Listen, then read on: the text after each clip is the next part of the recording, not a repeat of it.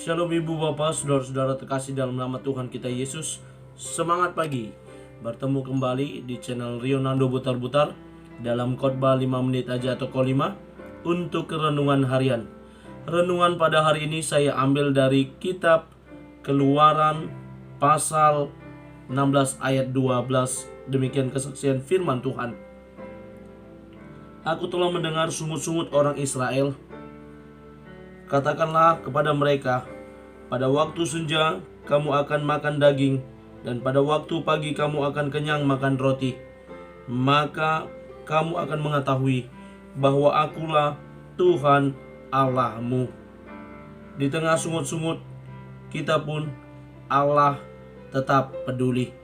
Ibu bapak saudara-saudara terkasih dalam nama Tuhan kita Yesus, mungkin Anda pernah ke restoran atau Anda sama seperti saya pernah mendengar ada orang berkata ketika memesan makanan dan minuman dan situasi di restoran yang sedang ramai, lalu keadaan kita juga sudah lapar, kita pesan makanan dan minuman, yang datang baru minuman, lalu makanannya lama datang karena pelayan restoran masih melayani orang lain, maka kita akan berkata, "Mas, ini makanan mau dimakan hari ini ya."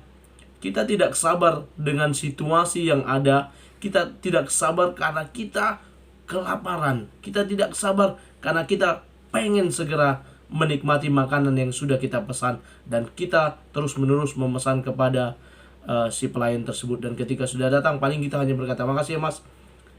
Ibu bapak saudara-saudara terkasih, keadaan orang Israel pada saat itu membuat Allah seperti pelayan restoran. Ketika mereka perlu minuman, mereka bersungut-sungut, mereka katakan, "Mana minuman? Kami pengen minum."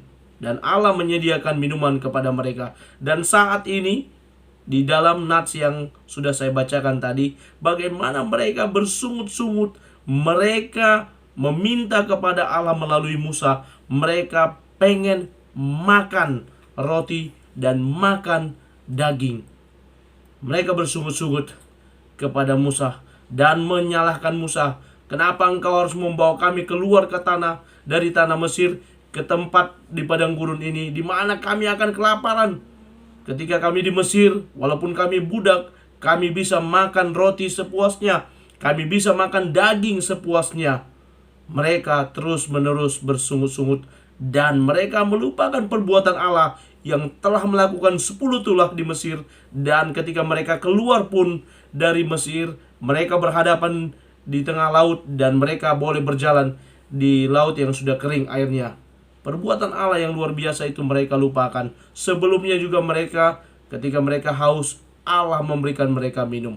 Ibu bapak saudara-saudara terkasih, melalui nats ini Allah berkata kepada Musa bahwa mereka akan segera, pada waktu senja mereka akan makan daging. Benar saja di ayat 13 dikatakan bahwa datanglah segerombolan burung puyuh yang beribu-ribu banyaknya, dan mereka makan dengan kenyang. Dan pada waktu pagi ada sebuah cara yang Allah buat melalui embun pagi dan menguap.